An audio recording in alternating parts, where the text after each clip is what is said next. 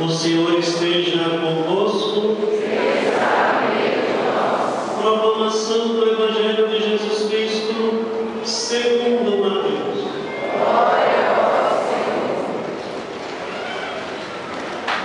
Naquele tempo, disse Jesus aos seus discípulos: Ficai atentos para não praticar a vossa justiça na frente dos homens, só para seres vistos por eles. Caso contrário, não recebereis a recompensa do vosso Pai que está nos céus. Por isso, quando deres esmola, não toque trombetas diante de ti, como fazem os hipócritas nas sinagogas e nas ruas, para ser elogiado pelos homens. Em verdade vos digo, eles já receberam a sua recompensa. Ao contrário, quando deres esmola, que a tua mão esquerda não saiba o que faz a tua direita, de modo que a tua esmola fique oculta. E o teu Pai, que vê o que está oculto, te dará a recompensa. Quando orardes, não sejais como os hipócritas, que gostam de rezar em pé nas sinagogas e nas esquinas das praças, para serem vistos pelos homens. Em verdade vos digo, eles já receberam sua recompensa.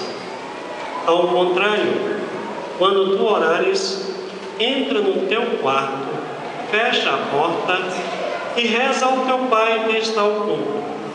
E o teu Pai, que vê o que está escondido, te dará a recompensa. Quando jejuardes, não fiqueis com o rosto triste como os hipócritas. Eles desfiguram o rosto para que os homens vejam que estão jejuando. Em verdade vos digo, eles já receberam sua recompensa.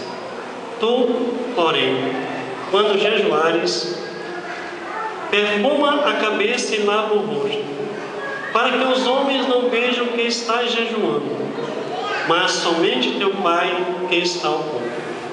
E o teu Pai, que vê o que está escondido, te dará a recompensa. Palavra da salvação.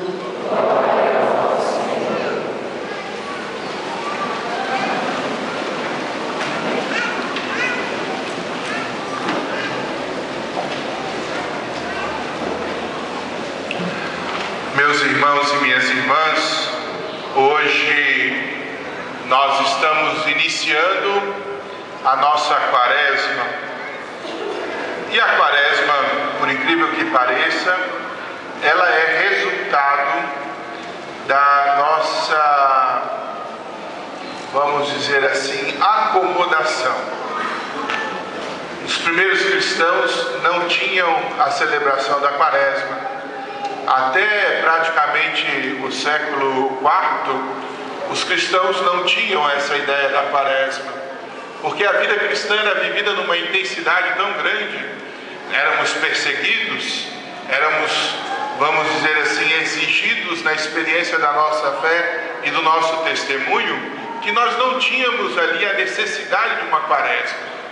Foi quando Constantino assinou, o Edito de Milão, permitindo que a religião cristã pudesse ser um culto público, que aí muitas pessoas se converteram. Logo depois se fez um outro edito considerando o cristianismo a religião oficial do Império, e aí muita gente se converteu. Até porque para trabalhar na experiência do Império era necessário sinalizar a sua conversão. E aí justamente começou, nesse processo de grande conversão, também uma grande acomodação. E a partir daí foi necessário começar a recordar os cristãos aqueles valores e aquelas realidades essenciais da experiência da nossa fé. Por isso se fez a quaresma, 40 dias de preparação para a Páscoa. Na antiguidade, o sacramento da penitência era ministrado uma vez só na vida, muitas vezes no leito de morte.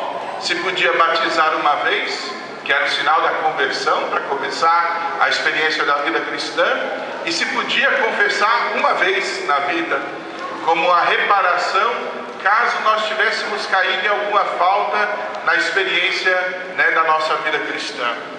Isso foi mudando a dimensão e a percepção da misericórdia de Deus, também foi sendo melhor compreendida, e nós fomos estabelecendo também, hoje em dia, essa dimensão da misericórdia e também da penitência, que é tão importante para a vida do cristão. Não estamos aqui hoje iniciando um período em que nós simplesmente ficamos remoendo os nossos pecados. O tempo da Quaresma não é um tempo de convite ao sofrimento, porque quando nós ouvimos a palavra de penitência, ela soa no nosso ouvido como penitenciária, E nós ficamos aí achando que fazer penitência é cultivar o sofrimento pelo sofrimento. O cristão, graças a Deus, não é um masoquista, Nós não estamos aqui para sofrer. Qual é o sentido desse tempo? Abre-se a liturgia de hoje com uma celebração de cinzas para nos recordar a necessidade da nossa conversão. Hoje nós recebemos as cinzas nas nossas cabeças com as palavras: convertei-vos e crede no Evangelho. Na verdade, o tempo que nós iniciamos é um tempo de convite para nos aproximarmos mais do Senhor, a partir de 3 movimentos muito concretos na nossa vida: a oração, a esmola e o jejum. Quer dizer, a oração como o caminho mais legítimo e expressão mais clara da caridade e da intimidade com Deus. É tempo de crescer na nossa oração, tempo de voltar para o Senhor nessa intimidade pessoal, onde nós nos colocamos diante dele e nos dispomos também para escutar o que ele nos diz. É tempo para rezar mais, minha gente, o tempo da Quaresma. É também o tempo em que nós vamos cultivar as nossas boas obras. E aqui entra a ideia da esmola. Às vezes nós também pensamos na esmola num sentido pejorativo, porque nem sempre conseguimos olhar o pobre naquela verdadeira caridade que é própria do cristão. Às vezes olhamos o pobre como alguém que a gente quer se livrar com as moedinhas, Quer dizer, essa não é a caridade cristã. A esmola cristã, ela tem todo um outro entendimento, que é justamente a questão de manifestar a nossa solidariedade com aqueles que menos têm. E isso vem também da Sagrada Escritura, porque Deus olha de modo privilegiado para o pobre, para o órfão, para a viúva, que eram aqueles que menos tinham no tempo de Jesus. Esses são os amados por Deus, e por isso nós precisamos amar aqueles que são amados por Deus. Os que menos têm são aqueles que, na verdade, podem abrir para nós a porta dos céus, se nós aprendermos a sermos generosos. Hoje o Papa, quando escreveu a mensagem do início dessa Quaresma, escreveu uma palavra muito interessante que nos faz pensar. Escreveu dizendo: Cristo se fez pobre, Cristo se fez pobre, o Cristo se empobreceu, sai da experiência da sua divindade e se limita à condição da nossa humanidade por amor de nós. E nós amamos esse Cristo que se fez pobre no auxílio que nós oferecemos aos pobres. O tempo da Quaresma é um tempo então de voltar o nosso olhar para aquelas pessoas que precisam de nós. Infelizmente hoje a pobreza não é só uma realidade material, A pobreza é também, sobre muitos aspectos, espiritual, humana, Quantas vezes nós podemos nos deparar hoje com as carências afetivas, resultado falta da nossa generosidade de ir ao encontro do outro? Quantas pessoas mal amadas, quantas pessoas mal ouvidas, quantas pessoas mal cuidadas, por causa justamente do fechamento e do egoísmo nosso, porque pensamos muito mais na nossa felicidade pessoal, no sentido de tirar do outro o que o outro tem para nos oferecer, do que a disponibilidade de oferecer ao outro para dar. Hoje, esse chamado a dar a esmola é um chamado à nossa generosidade.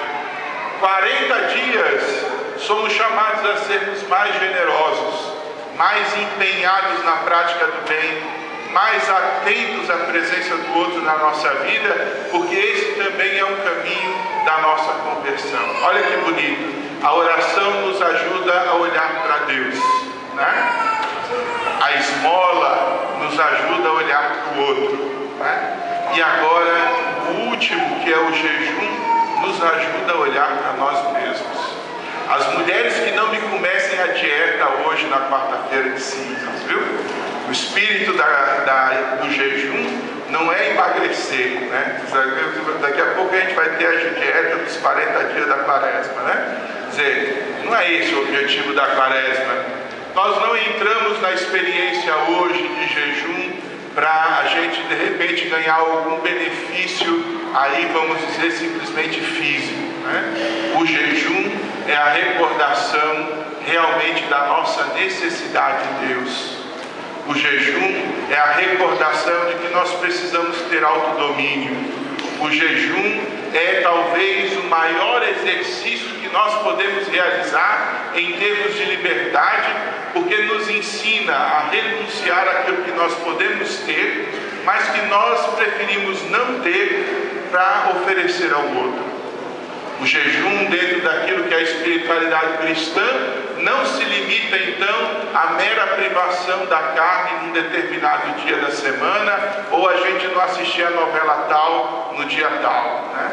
O jejum consiste numa decisão também, nesses 40 dias, de abandonar coisas que sejam para nós prazerosas, para oferecer, né, um maior contato com Deus e também uma maior solidariedade com o outro, e para crescer também no nosso autodomínio, né? Hoje todo mundo fala da liberdade, né? Todo mundo exalta a liberdade, mas quantos são escravos aí dos seus desejos e das suas paixões? Quantos invocam a liberdade, mas na verdade estão enredados aí dentro dessas estruturas de prazer que não podem proporcionar de verdade a felicidade humana? Fazer jejum, minha gente, é retomar o comando da nossa vida, é retomar o comando da nossa existência, é dominar as nossas paixões e também saber dos nossos desejos aquelas coisas que são boas e aquelas coisas que são más. Fazer jejum é alcançar de alguma forma a plenitude de um humano que sabe o que é bom e o que é mal para si. E não só sabe, mas como também aprende a eleger aquilo que é melhor. Escolher um ponto, um propósito de renúncia na quaresma é para que nós também possamos crescer na nossa humanidade, de modo a responder melhor aquilo que é a experiência da nossa vida nesse mundo. Então que nós façamos bons propósitos, mas também que nós coloquemos os nossos bons propósitos em movimento, até para que a nossa vida cresça, né, em significado, em sentido, em profundidade diante do Senhor. O tempo da quaresma, então, é um tempo para nós crescermos em espiritualidade. E aí, outra vez, voltamos ao significado das cinzas. O texto da Sagrada Escritura nos diz: lembra-te que tu és pó, e ao pó retornarás. Nada nesse mundo material pode ser levado para a experiência da eternidade, a não ser aqueles tesouros que são os tesouros espirituais. Não podemos levar nada da experiência desse mundo. Somos pó e nesse mundo retornaremos ao pó. De modo que esse tempo da quaresma nos recorda que a matéria, que a posse, que o poder, né, que o dinheiro, né, que essas oportunidades que o mundo nos traz são passageiras e, sobre muitos aspectos, são fúteis. É preciso que nós saibamos colocar numa justa hierarquia de valores aquilo que nós precisamos compreender como mais importante. E é por isso que no Evangelho de Mateus, Jesus nos diz: buscai primeiro o reino e todas as outras coisas lhe serão dadas em acréscimo. Buscar o reino primeiro é fazer com que todas as coisas se organizem na nossa vida. Buscar o reino primeiro é nos tornarmos homens e mulheres espirituais mais desapegados da dimensão material. Buscar o reino primeiro é eleger o tesouro que a traça não come, que o roedor não rói. Buscar o reino primeiro é buscar aquela pérola preciosa, aquele tesouro escondido, que é a experiência do reino dos céus dentro de nós. Hoje, então, o Senhor nos convida não a fazermos uma penitência que seja, vamos dizer assim, uma demonstração para os outros do quanto eu sou bom. E com isso eu concluo a ideia. A penitência não é para a gente andar com um saco por aí na rua, não é para a gente jogar as cinzas e jogar cinza cada dia e andar por aí na rua. Não é dizer para os outros o tanto que eu sou bom. A penitência que hoje o Senhor quer é um coração convertido para o bem. E hoje Ele diz isso. Na hora de dar a tua esmola, não fique alardeando por aí, que a tua mão direita não saiba o que faz a tua esquerda, falando da esmola, falando da oração. Não saia por aí rezando na praça, mas antes entra no teu quarto e reza ao teu Pai que está no segredo. Falando do jejum, se não fique mostrando para as pessoas o quanto você está jejuando, nem contando para todos aí o que você está fazendo de mortificação. Deixa que o teu Pai que está no segredo olhe essas coisas todas e te recompense pelo que está fazendo. Hoje o Senhor nos convida a dar um passo, de acreditar nessas coisas como boas em si mesmas, de fazê-las não para que as outras pessoas nos reconheçam, mas pela convicção de que isso é bom para nós. Hoje o Senhor nos chama à conversão e à intimidade e à adesão com Ele. Nós nos convertemos na medida em que nós nos decidimos pelo Senhor.